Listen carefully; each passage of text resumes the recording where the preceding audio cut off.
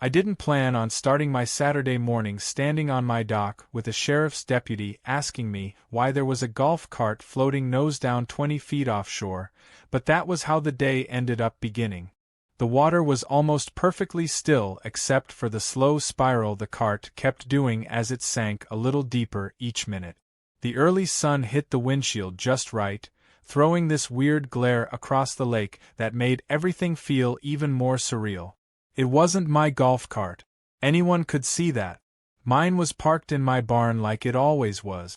But the deputy didn't know that yet, and the way he kept glancing between me and the half-submerged cart made me wonder if he thought I'd woken up and decided to fling it into the water out of boredom. I kept my arms folded, partly because it made me look a little less like someone who might vandalize a neighbor's property, and partly because the morning breeze coming off the lake was cooler than I expected. The dock boards under my feet were still damp with dew, and the 3 gulls that always seemed to hang around the cove were perched on the railing like they were judging the whole situation. The deputy asked again, in that calm but slightly suspicious tone they all seemed to practice, if I knew anything about how the golf cart had ended up in the lake. Before I could answer, Karen came marching down her backyard slope like a storm cloud wearing capri pants and a sweatshirt tied around her waist, her blonde hair bouncing with every angry step. She didn't look at me first. She zeroed straight in on the deputy, waving her arm like she was flagging down a taxi. "That's my golf cart," she yelled, though the distance didn't require yelling. She had this way of speaking like everything she said was the most important thing happening in the world, and today seemed no different. The deputy turned to her, which gave me a small break from being the prime suspect. She launched into an explanation before he even asked a question. "I parked it by the dock last night because I didn't want to leave it up by the house," she said, breathing hard from the speedwalk tantrum she'd just performed. "He knows that. Everyone knows that. I told him I needed to use the space next to the dock since our driveway is being resealed." She pointed at me with this dramatic flick of her wrist, the kind people use when they're sure they're right and think their confidence can make a lie true. I could feel the deputy glance toward me again, waiting for some sort of reaction, but I kept my voice even. "I told you yesterday," I said, "that the spot by the dock isn't public. It's on my property. It always has been. And you told me you'd only be there for 5 minutes. Karen rolled her eyes so hard it looked like she was aiming for the back of her head. "I said 5 minutes meaning temporarily," she said. "You knew what I meant." I didn't respond because there was no winning with her logic. In her mind, anything she intended counted more than what she actually said. The deputy held up a hand and told us both to slow down. He asked her when she'd last seen the cart. She said just before sunset. He asked me if I'd touched it or tried to move it. I said no, which was the truth. He wrote something in his little notepad, though I couldn't imagine what exactly. He walked a few steps along the dock and stared at the sinking cart like he was trying to piece together a puzzle missing half the pieces. The lake was clear enough that you could see the tires underwater, making the cart look like a strange sea creature that didn't belong there. "So," the deputy finally said, "you found the cart here this morning?" I nodded. "Around 6. I came down to open the kayak shed and saw it bobbing out there." "And you didn't hear anything last night?" "No," I said. "If someone pushed it in, they did it quietly. Or late." Karen exhaled sharply, crossing her arms. "Nobody pushed it in," she said. "It must have rolled. The ground slopes."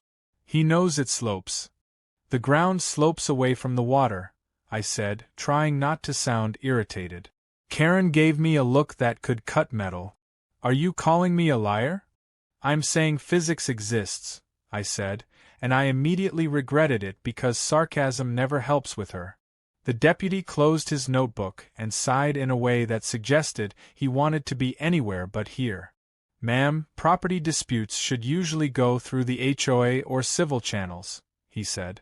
"Right now my concern is whether there's any criminal issue like vandalism or negligence." Karen shook her head, pacing a bit. "It didn't roll itself in," she muttered, but then she said it loud enough for him to hear. He's always had a problem with me parking near the dock. It's my dock, I said again, but this time I sounded defensive even to myself. The deputy took a moment, then asked if either of us wanted to file a report. Karen snapped, "Yes, of course I want to file a report. Someone destroyed my property." I rubbed my forehead. "Destroyed seems like a strong word," I said quietly. She shot me this look like I had personally driven her golf cart into the lake at full speed. The deputy said we'd handle the report up by his truck, so we all started walking back toward the shore. The wet grass clung to my shoes, and the air smelled like that mix of clay and lake water that always hits right after sunrise. Karen walked ahead, muttering under her breath. Something about boundaries. Something about me thinking I own everything. Something about how neighbors used to respect each other before certain people moved in. I assumed I was one of the certain people, even though I'd lived there longer than she had. The deputy hung back with me for a moment before we reached his truck. "Has this been an ongoing thing?" he asked quietly. I nodded. "She thinks the entire shoreline is some kind of shared amenity," I said. "She keeps parking things here. Her kayak, her paddleboard, now her golf cart. I asked her nicely a couple times to keep her stuff on her own property. She took it personally." The deputy nodded in that tired, understanding way cops do when they've already guessed most of the story. He said something like he'd seen worse neighbor fights over smaller things. I said I wasn't trying to fight, which was true. Living next to water already came with enough maintenance headache. I didn't need extra ones delivered by golf cart. By the time we got to his truck, Karen was already planted beside the tailgate like she was giving a press conference. She launched into her statement before he pulled out his pen. She said she believed someone intentionally pushed her cart in. She didn't want to directly accuse me, but she made it clear she didn't think anyone else had a motive. She talked about patterns of hostility, which was a dramatic way of describing me asking her to stop blocking my dock every couple weeks. When it was my turn, the deputy asked me to walk him through my morning again. I kept it simple. I'd gone down to grab a life jacket from the shed. I'd seen the cart drifting. I didn't touch it, didn't move anything, didn't call anyone because I figured at first maybe it wasn't as serious as it looked. The deputy wrote it all down. He then asked the question I had been hoping he wouldn't. "Do you have any cameras facing the dock?" I swallowed.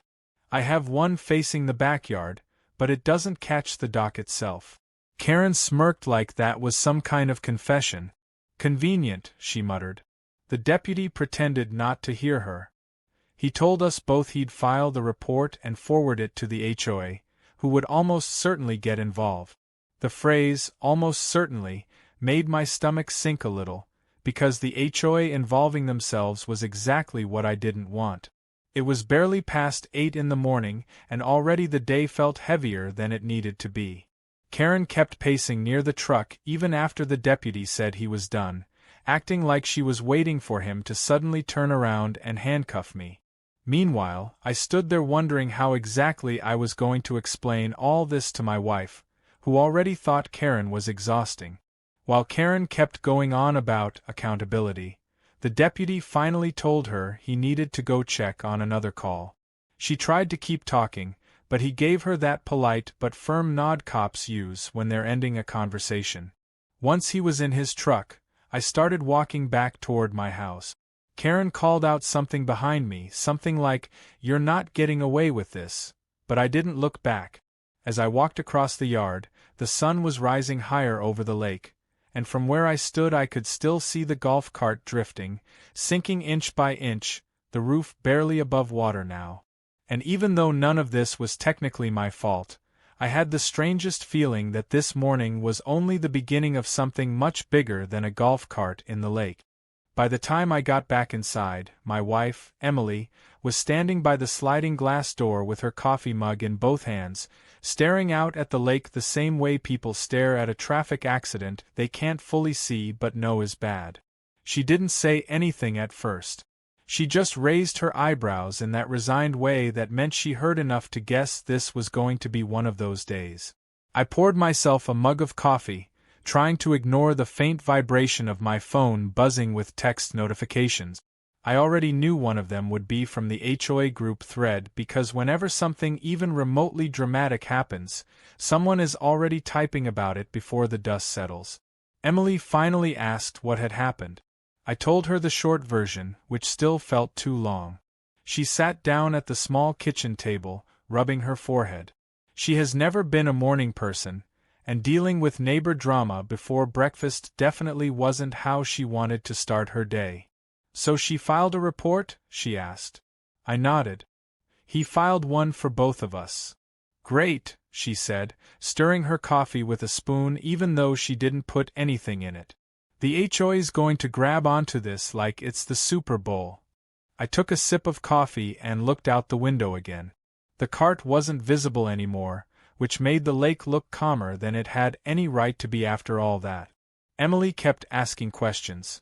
How the cart got into the water, whether the deputy thought I did it, whether Karen had said anything particularly ridiculous. I answered everything as simply as possible, trying not to sound frustrated even though I was. I told her about the deputy asking about cameras. She said maybe we really should angle one toward the dock now. Not to catch anything dramatic, but just to avoid any more nonsense in the future. After about 10 minutes of trying to decompress, my phone buzzed again, and I finally checked the screen.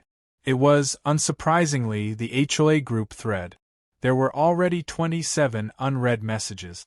The board president, a retired guy named Dave who talked about bylaws like they were ancient scripture, had posted something about a significant property concern on Lakeshore Drive and urged residents not to speculate until the facts were clear. That, of course, only made people speculate harder. Most of the messages were neighbors asking what happened, a couple of them already assuming the worst. One message from someone I barely knew asked whether lake pollution was a risk with foreign machinery sinking in public waters. That phrasing alone made me rub my temple. Nothing on this lake was public, everyone knew that. But people always act like anything visible from their deck automatically belongs to them. Before I could even start typing a vague response, there was a knock at the door. Not the polite two-tap kind either. It was 3 sharp knocks, the kind people use when they want to be sure you know they're annoyed. Emily and I exchanged a look, and I already knew who it was. I opened the door and found Karen standing there with damp grass stuck to the soles of her sandals, her hair frizzing slightly from the moisture in the air. She didn't wait for an invitation. She just started talking. "I need to see your camera footage," she said, arms crossed. "Whatever points toward the backyard or dock." "Good morning to you too," I said reflexively, but she didn't appreciate the attempt at civility. She took a step closer to the doorframe.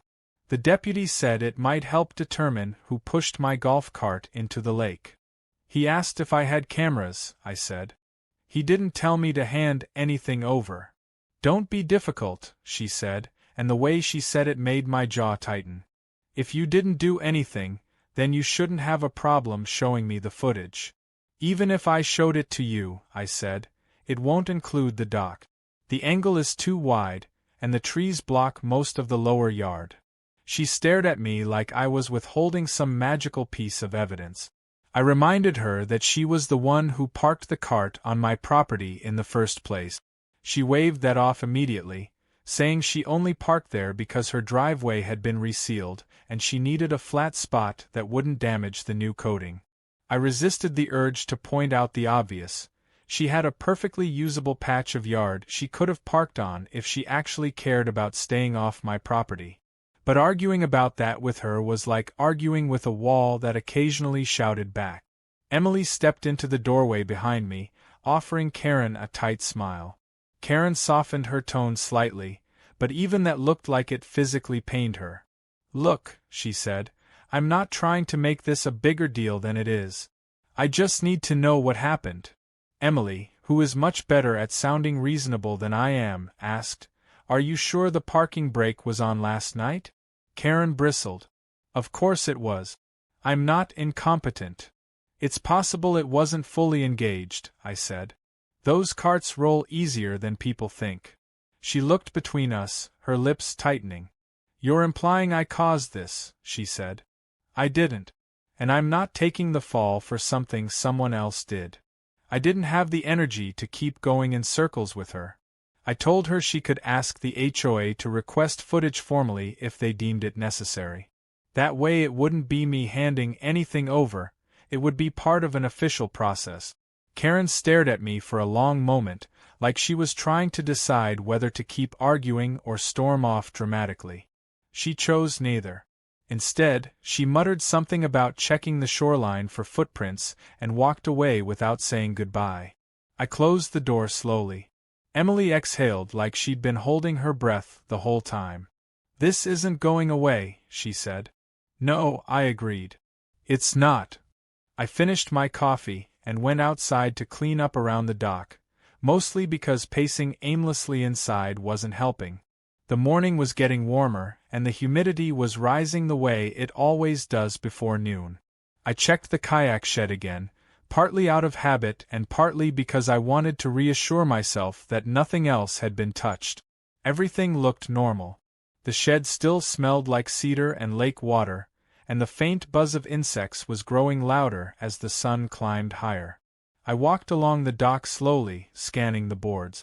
There were no drag marks, no scratches, nothing that suggested someone had forcibly moved a heavy cart across it. If anything, the grass next to the dock slope looked like it had been pressed down in a way that could support the rolling theory, but I didn't want to jump to conclusions.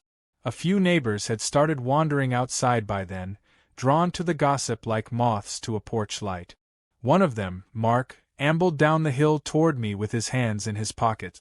He's a laid-back guy, one of the few who doesn't care about HOA drama unless it affects fishing hours or boat launches. He asked if everything was okay. I told him the short version, which again felt too long. He squinted at the lake where the cart had been. Could have rolled, he said. I've had mine slip downhill a couple times when the brake wasn't all the way up. It felt validating, but I also didn't want to rely on anecdotal neighbor physics. Karen's convinced someone pushed it, I said. Mark shrugged. Karen's convinced of a lot of things. He scratched his chin and asked if I thought the HOA would make this a big deal. I told him it was already halfway to becoming one. He shook his head slowly like he was disappointed but not surprised. The rest of the afternoon passed in that slow, uneasy way that happens when you know something's brewing but you can't do anything to stop it. I tried to mow the upper yard to distract myself, but every time I passed the shoreline I found myself glancing at the water, imagining the cart resting on the lakebed like a relic from some modern-age shipwreck. By late afternoon, an email from the HOA showed up. It said there would be an emergency discussion session the next evening in the community center regarding property boundaries and shared space protocols. It didn't say my name, but it didn't need to. Everyone would know exactly what it was about. I showed the email to Emily. She groaned, leaning her head back against the chair. They're going to grill you like you're on trial, she said. They'll grill both of us, I said. But we didn't do anything wrong. She nodded, but I could tell she wasn't reassured. Neither was I. As the sun dipped lower and the lake shifted from blue to that kind of shimmering gold, I had this heavy feeling in my stomach. Not guilt, not fear, just the awareness that this stupid golf cart had already grown into something much bigger than it needed to be. And I wasn't naive. I knew that by tomorrow evening, when the HOA gathered and everyone pretended to be civil while quietly choosing sides, things would escalate. Not because of the cart itself, but because of everything it represented to people like Karen: control, territory, pride. I could already feel the tension humming in the neighborhood like distant electricity, building quietly toward something I couldn't yet see. The next day felt strangely calm at first, the kind of calm that tricks you into thinking maybe the storm passed overnight, only to remind you later that it was just gathering strength. I spent the morning trying to keep to my routine: coffee on the deck, answering a few work emails, and checking the weather to see if the weekend would be good for fishing. Everything looked normal at a distance. but every so often I'd catch sight of a neighbor walking their dog a little too slowly near our property line, or someone kayaking by with a lingering look toward the dock, and it was obvious the story had already spread farther than any of us wanted. I wasn't surprised. A golf cart sinking in the lake isn't the kind of thing a neighborhood forgets quickly. Around mid-morning, I decided to walk down to the dock again, not because I expected to find anything new but because I felt restless. The boards were dry this time, warmed by the sun, and the water below had that glassy quality it gets when there isn't even a hint of wind. For a moment it was easy to imagine none of this had happened, but then I saw the faint discoloration in the water where the cart had settled the night before, just a darker patch near the bottom. It wasn't dramatic, just a slight difference in tone, but it was enough to remind me why I'd been feeling uneasy since yesterday. As I stood there, I heard footsteps behind me and turned to find Dave, the HOA president, walking down the slope with a clipboard tucked under his arm. Dave was the kind of guy who treated retirement like a full-time job, and the HOA board was his version of an elected office. He had a habit of writing things down as people talked, not because he needed the notes but because it made him feel official. He offered a polite nod and said he'd heard about the incident.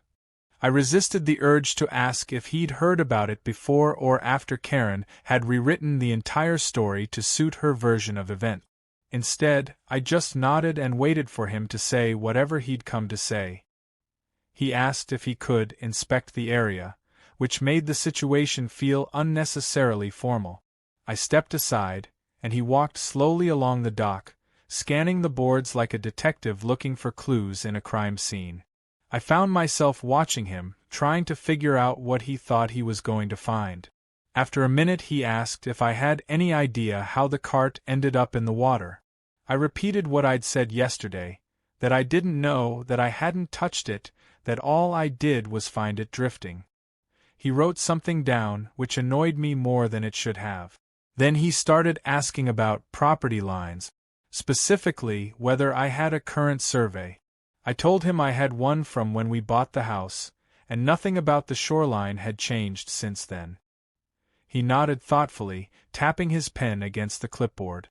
Something about the way he did it made me nervous, not because I had anything to hide but because people sometimes twist neutral facts into convenient narrative. He cleared his throat and told me that tonight's meeting wouldn't be disciplinary, but rather informational, which was HOA speak for, "We're going to make this as uncomfortable as possible while pretending we're being neutral." I asked whether Karen had told him she parked the cart on my property without permission. He hesitated just long enough to make me suspect the answer. Then he said he couldn't comment on ongoing discussions, which told me everything I needed to know. As he walked back up the slope, I felt this heavy irritation settling into my shoulders. HOA politics always brought out the worst in people, but this time it felt personal. Not because of the cart itself, but because Karen had a way of spinning things so that she always felt like the victim, even when she'd caused the problem. The rest of the afternoon was a countdown to the meeting. Emily tried to distract herself by baking, which she only did when she was anxious. The smell of cinnamon filled the house, and she kept wiping down the counter even though there was nothing on it. I tried to read for a while, but my brain wouldn't focus.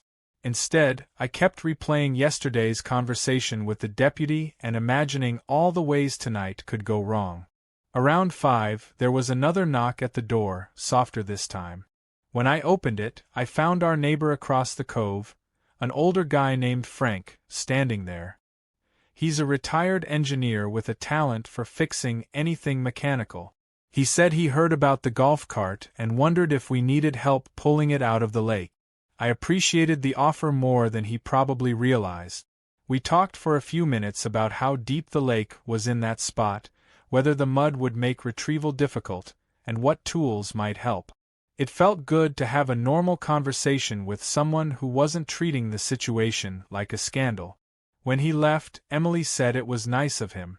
I agreed. But the meeting was still on my mind like an unwelcome appointment. By the time 6:30 rolled around, we were walking into the community center. It's a small building, more like a large shed with nice lighting, and every time the HOA holds something there, the folding chairs always seem slightly off balance. When we walked in, half the seats were already filled. People were chatting quietly, some pretending not to look at us and some not bothering to pretend. Karen was in the front row, of course, sitting with her arms folded so tightly across her chest that it looked uncomfortable. She didn't look back at us, but I could tell she knew we had arrived. Dave called the meeting to order a few minutes later, tapping the edge of his clipboard like a judge calling for quiet. He started with a summary of why we were here, phrased in the blandest possible corporate tone. A neighboring property vehicle incident. A review of shoreline usage guidelines. A clarification of parking rules. It all sounded so sanitized that I almost laughed.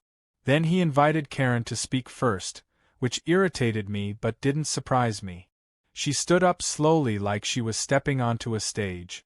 She spoke calmly at first, describing how she had temporarily positioned her cart near the dock due to driveway maintenance, how she trusted that neighbors would respect each other's needs, and how she discovered her property damaged beyond use. She didn't accuse me outright, but she implied enough. Every sentence had this passive-aggressive undertone, the kind that lets the speaker appear reasonable while still pointing a finger. When it was my turn, I tried to keep my voice even. I explained that she had parked on my property without permission, that I found the cart drifting in the lake the next morning, and that I had no involvement in its movement. I told them about the slope and how easily carts could roll if the brake wasn't fully set. A couple of people nodded. A couple frowned. A couple stared at the floor like they'd rather be anywhere else. Dave asked if either of us had evidence. I said no. Karen said no but added that she suspected tampering because nothing like this has ever happened before. That line stung because she made it sound like I had some history of petty sabotage. I reminded the room that I'd asked her several times not to store things on my property. She countered that she thought we had an understanding. I almost laughed, but I didn't. The discussion went back and forth longer than it needed to, and at some point it became less about the cart and more about every small tension that had built up in the neighborhood over the last year. People mentioned boats tied too long to shared docks, noisy yard work, the time Mark accidentally left his kayak on someone's grass. It was like the golf cart had opened a floodgate. Eventually, Dave tried to wrap things up by proposing a new rule: no parking or storing anything within 10 feet of someone else's dock. It was a reasonable rule, and I agreed. Karen didn't. She argued that lake access should be collaborative, whatever that meant. By the end, nothing had been resolved about the cart itself. The room emptied slowly, people whispering to each other as they left. Emily and I walked out quietly. As we reached the parking lot, she asked how I felt. I didn't answer immediately. I was thinking about something Dave had said near the end, about how the HOA might need to investigate further if tensions continued. It didn't sound like a threat exactly, but it didn't sound casual either. And as we drove home with the community center fading into the dusk, I couldn't shake the feeling that the real conflict hadn't even started yet. The morning after the HOA meeting felt heavier than usual, like the air itself had absorbed the tension from the night before. I woke up earlier than I meant to, partly because I didn't sleep well and partly because the house felt too quiet. Emily was still asleep, curled on her side with the blanket pulled up to her chin, and I didn't want to wake her. I slipped out of bed, made coffee, and stepped onto the deck. The lake was covered in a thin sheet of mist that lifted slowly in the sunlight, giving everything a muted, almost dreamlike look. For a moment, if I ignored the tightness in my stomach, everything looked perfectly normal. I sipped my coffee and tried to convince myself that maybe the meeting had been the peak of the drama, that maybe things would settle now that the HOA had at least addressed the issue. But the more I thought about Dave's vague comment about investigating further, the less optimistic I felt. Just as I started to relax into the morning, I noticed movement near the shoreline. At first I thought it was ducks, but then I saw a person, someone crouched near the slope, partly hidden by the trees. It took me a few seconds to realize it was Karen. She was wearing a hoodie and leggings, her posture stiff and tense like she was hunting for clues.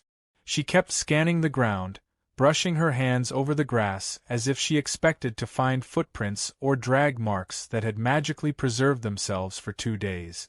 I watched her from the deck for a while, not sure whether approaching her would help or make things worse. After a minute, she stood up and started walking slowly along the shoreline toward my dock. She wasn't trespassing yet, technically. Her yard ran down close to mine before the boundary line curved inward, but she was close enough that it made me uneasy. I took a long breath and walked down the stairs to meet her halfway. "Morning," I said when I got close enough.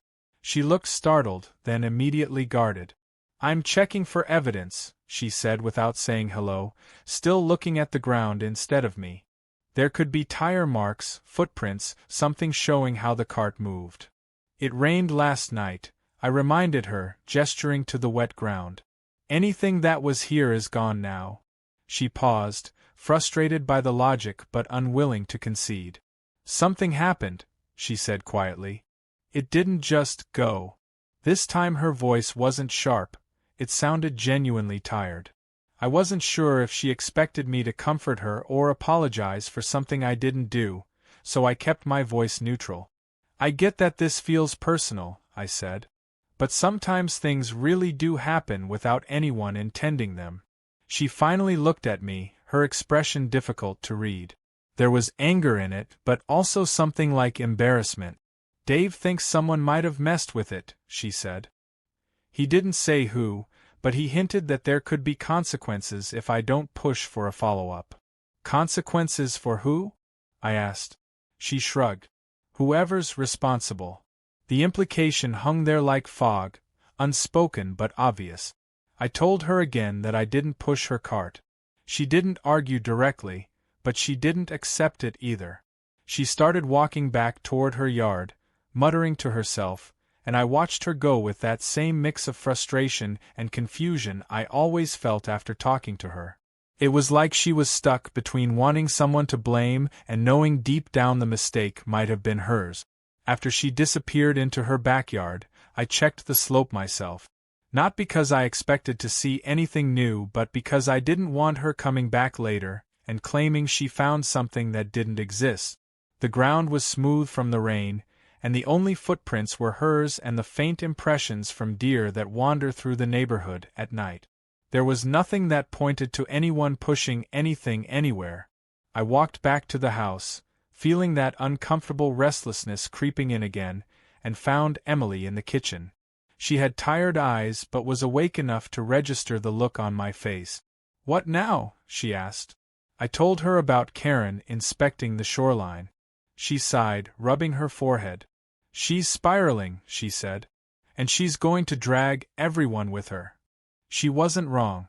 By late morning, an email from Dave arrived saying the HOA board would be conducting individual follow-up conversations to compile a full understanding of the incident. The wording felt like something out of an HR manual. Emily read it over my shoulder and whispered, "They're turning this into a full investigation." I nodded, already knowing that was exactly what was happening. Around noon, I got a call from Frank, the retired engineer who'd offered to help retrieve the cart. He said he'd borrowed a small winch from another neighbor and wanted to meet by the shoreline in an hour to see if we could pull the cart out. I thanked him and said I'd be there. Emily decided to join us, mostly because she didn't like the idea of me being down at the water with Karen potentially watching from her deck like an over-caffeinated hawk. When we got down there, Frank was already setting things up. He'd brought a small metal tripod anchored into the ground, a hand crank, and some sturdy rope. He looked like he was preparing for a fishing expedition that required engineering credentials. The process took longer than we expected.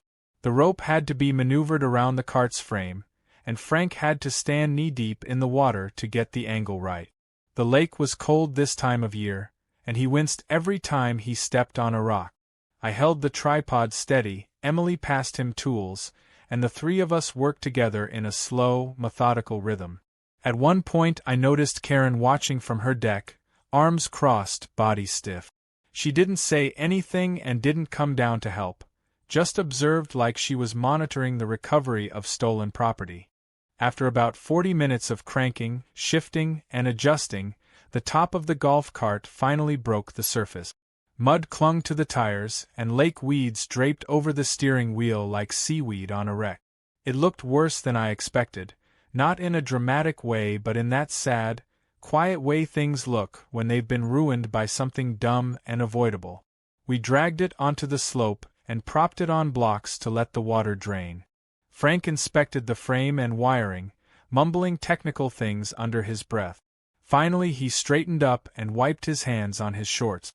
"Brake wasn't fully set," he said simply. Emily and I looked at each other. Frank tapped the rear wheel with his foot. "See the angle? If someone parked it with the brake half engaged, it would hold at first, but the slightest shift, rain, wind, even temperature change, could make it roll." He pointed to the grass, where a faint but clear downward path lined up perfectly with the lake. "It rolled," he said.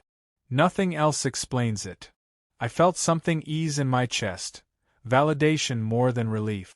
But before I could even thank him, Karen came walking down the hill in abrupt, purposeful step. "What are you doing to it?" she asked, breathless. Frank explained calmly. She interrupted him halfway through. "That's not possible," she said. "I set the brake." Frank shrugged. "Maybe you thought you did, but these brakes are touchy." She shook her head. "Someone messed with it." Frank exchanged a quick glance with me, then said gently that he didn't see any signs of tampering. Karen stood there for several seconds, her jaw tight, her eyes darting between the cart, the lake, and the three of us.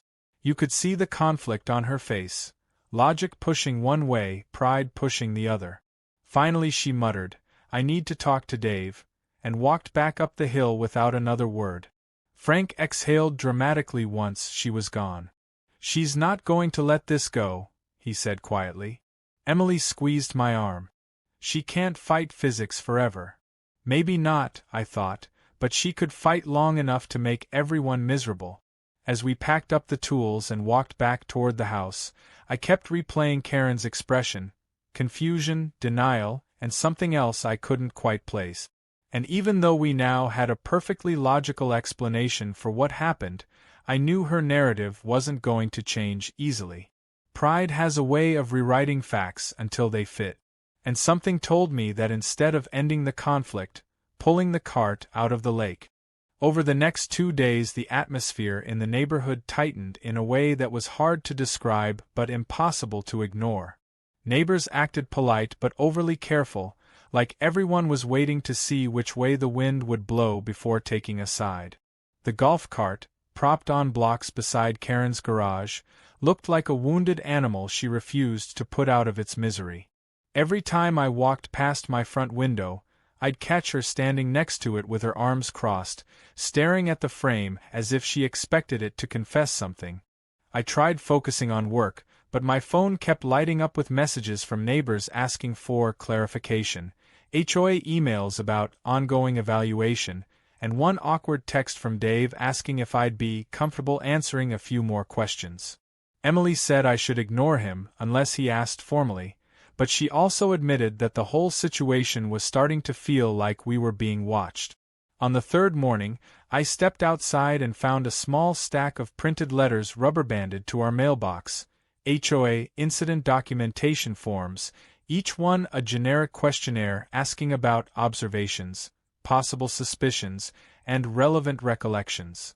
I stood there in my driveway with the stack in my hand, feeling like the neighborhood had turned into a poorly funded detective show. Emily walked out a minute later, saw my expression, and muttered, "Oh, for God's sake," under her breath. She grabbed one of the forms and skimmed it. "They're fishing," she said. "They don't have anything, so they're trying to compile enough vague statements to make it look like they're doing something." I nodded but didn't speak. Part of me wanted to fill them out with blunt answers. Another part of me wanted to drop them straight into the recycling bin. Before I could decide, my phone buzzed with a call from Frank. He apologized for bothering me early, but said he thought I should know something. He'd gotten a visit from Dave the evening before. Apparently the HOA was asking residents if they'd noticed tensions between me and Karen. I told him you've always been a good neighbor, Frank said. But he seemed invested. I appreciated the heads up, though hearing it made my stomach tighten. After I hung up, Emily squeezed my hand. They're building a narrative, she said. But they're doing it backwards. They're starting with a conclusion and looking for facts to match it. She was right. And if that was what the HOA was doing, it wasn't going to stop on its own. Around noon, I stepped outside to grab a package from the porch. As I was turning to go back inside, I saw Karen walking briskly across her yard, holding something in her hand. A phone or a piece of paper, I couldn't tell. She stopped halfway to my property line and called out, "We need to talk." Her tone wasn't aggressive this time. It was tense, clipped, like she had rehearsed something and was determined to get through it.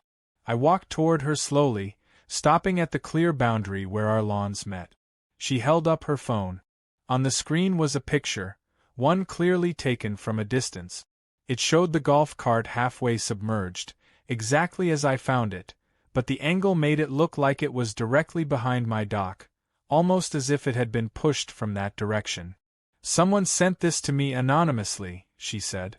Her voice shook slightly, though not from sadness, more from the pressure of wanting this to be a smoking gun.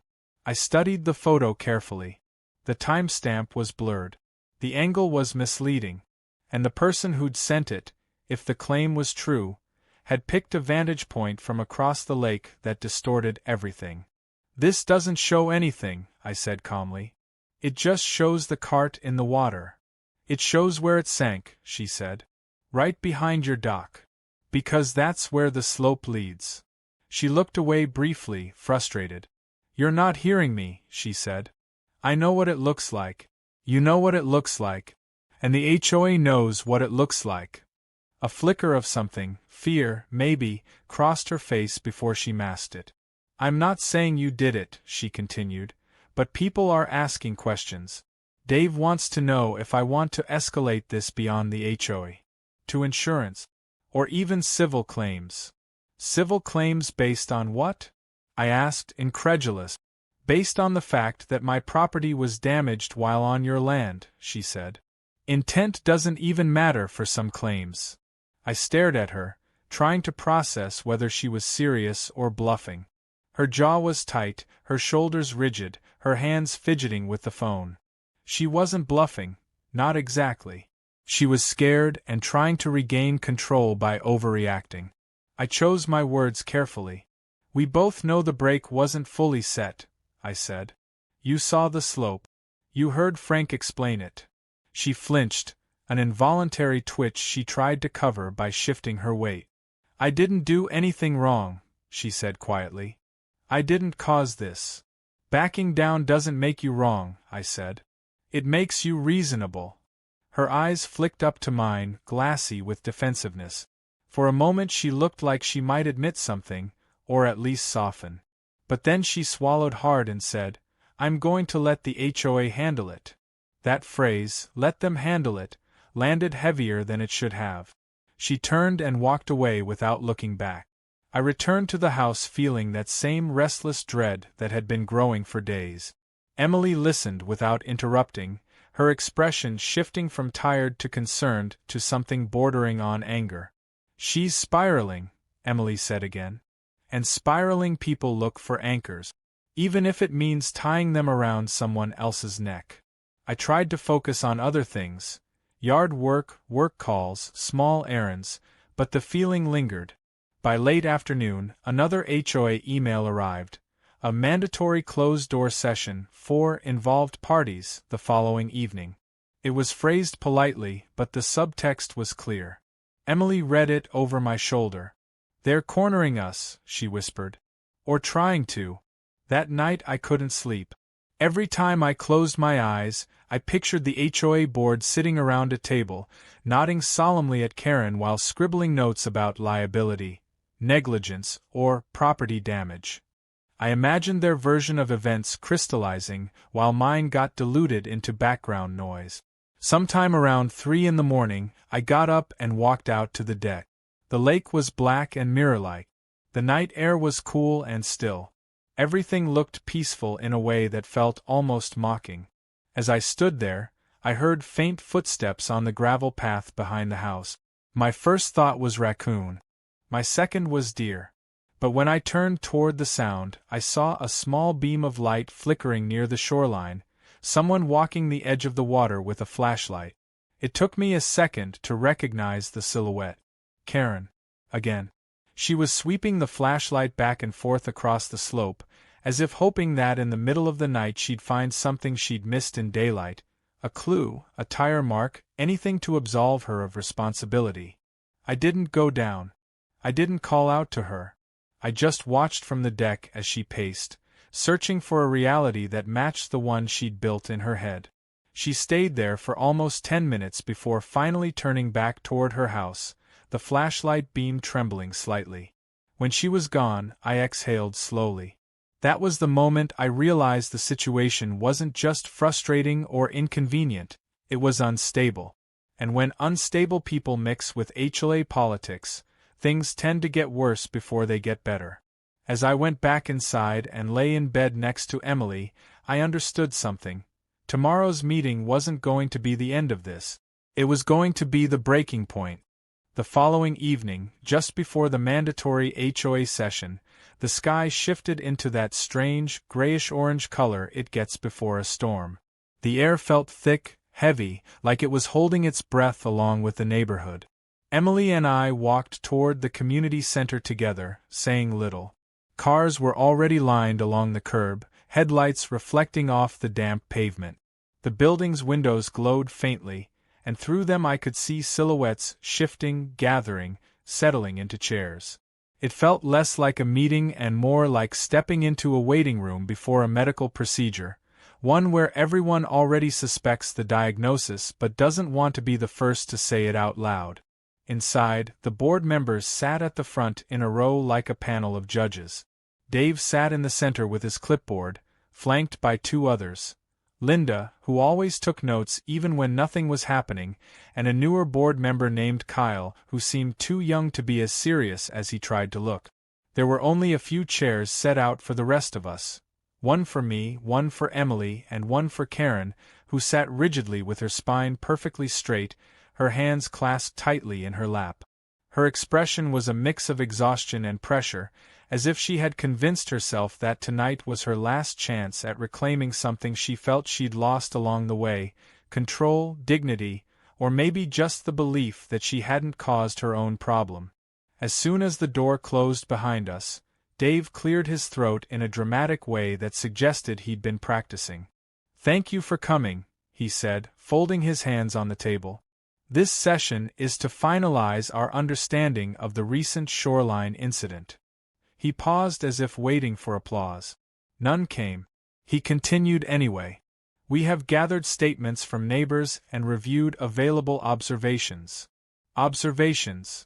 I muttered under my breath, but Emily rested her hand on my knee to keep me quiet. "At this time," Dave went on, "we'd like to give both parties the chance to make a final statement before we determine any necessary action." He gestured toward Karen. She stood slowly, smoothing her shirt with trembling hands. Her voice, when she spoke, was softer than I expected. "I want to be clear," she began, "that this situation has been extremely upsetting for me." She glanced down as she spoke, picking imaginary lint off the hem of her shirt. "My golf cart was damaged. It was important to me. And I felt like maybe someone wasn't being honest about what happened." She didn't look directly at me, but her words hung in the air between us. "I believed," she continued, "that there was a possibility someone pushed it. I know that sounds dramatic, but it was hard not to feel that way when it ended up so far out in the water." She paused. Her voice cracked, not in a theatrical way, but in a genuinely tired one. "And I didn't want to be blamed for something I didn't think I did." Dave gave her a sympathetic nod and motioned for her to sit. Then he looked at me. I stood up and took a breath, steadying myself. "I understand why Karen was upset," I said. If my property ended up in the lake, I'd want answers too. But I didn't push her cart. And I didn't tamper with it. I've said that from the beginning. Frank explained the slope. The brake situation. It was an accident. A simple, avoidable accident. I tried not to sound accusatory, just factual. I'm not angry that the cart rolled. I'm frustrated that this turned into something bigger than it needed to be. I paused, glancing at Karen, who finally met my eyes. There was no glare this time, just something tired, worn down. I don't want this to be a feud, I said. I just want us to go back to being neighbors, not adversaries. Emily nodded subtly beside me, and I sat back down. Dave exhaled dramatically, then opened the folder in front of him with the slow ceremony of someone about to read a verdict. "Thank you," he said. "We've reviewed all collected information. There is no evidence of foul play. There is no evidence of tampering. The angle of the slope, mechanical condition of the cart, and testimony from multiple residents strongly support the conclusion that the parking brake was not fully set." Karen's shoulders stiffened, but she remained silent. Dave continued, "This was an accident. An unfortunate one, but an accident." He folded his hands again. "However, the board does feel the situation escalated in a way that was avoidable, and we are implementing a clear new rule. No vehicles or personal property may be parked within 10 feet of any neighbor's dock or shoreline access without written consent." That part didn't surprise me. What did surprise me came next. "Given the tension that resulted," Dave said carefully, "we recommend that both parties avoid direct confrontation for the next 30 days and route all shoreline concerns through the board if needed." I bit back a laugh. 30 days of enforced civility, like a neighborhood timeout. Karen looked like she didn't know whether to cry or argue. "Additionally," Dave added, "we encourage you both to resolve any remaining misunderstandings privately, when ready." That sounded like the HOA's way of saying they were done being referees. Kyle chimed in for the first time, his voice too formal for someone wearing boat shoes. "Neither party will face disciplinary action." I saw Karen blink several times, processing. That had probably been her biggest fear, that she'd somehow get cited, fined, or blamed for escalating the issue. Dave adjourned the meeting with a curt nod, and everyone stood in a slow, awkward shuffle. Emily squeezed my hand, relieved but drained. Karen lingered by the door, gripping her phone tightly. For a moment she looked like she might walk out without saying anything. But then she turned slightly toward us. "I didn't mean for it to get this bad," she said quietly, voice trembling just enough to suggest honesty. "I just panicked. I didn't want this to look like my fault." Her eyes were red, not from crying but from days of pressure. I nodded. "I get it," I said. "Really?" She opened her mouth, then closed it again. Her voice soft when she finally spoke. I set the brake halfway. "I didn't realize." The confession wasn't dramatic. It wasn't emotional. It was just real, tired and small, like a truth that had finally stopped fighting to stay buried. "It happens," I said gently. "No harm meant. No harm taken." She nodded once, tightly, and left the room. Emily and I walked out after her, stepping into the cool night air. The storm clouds had mostly passed, leaving the sky smeared with streaks of fading orange and soft purple. It felt like the weather itself had exhaled. As we walked home, Emily wrapped her arm through mine. "That could have gone worse," she said. "Much worse." I nodded. "I think it's over now." "Probably," she said. "At least the worst part." But as we walked down the quiet street, hearing only the distant chirping of crickets and the soft lapping of the lake against the shore, I felt something else settle into place, a kind of acceptance. Neighbors don't have to like each other. They just have to coexist. And sometimes coexistence means weathering storms you didn't ask for, dealing with misunderstandings you didn't cause, and resisting the urge to escalate things just because someone else is spiraling. In the end, the lake was calm again. The dock was exactly where it had always been. The golf cart would eventually dry out or be replaced. and life, predictably and quietly, moved back to normal. Not perfect, not friendly, but steady. And sometimes that's all neighbor peace really needs to be.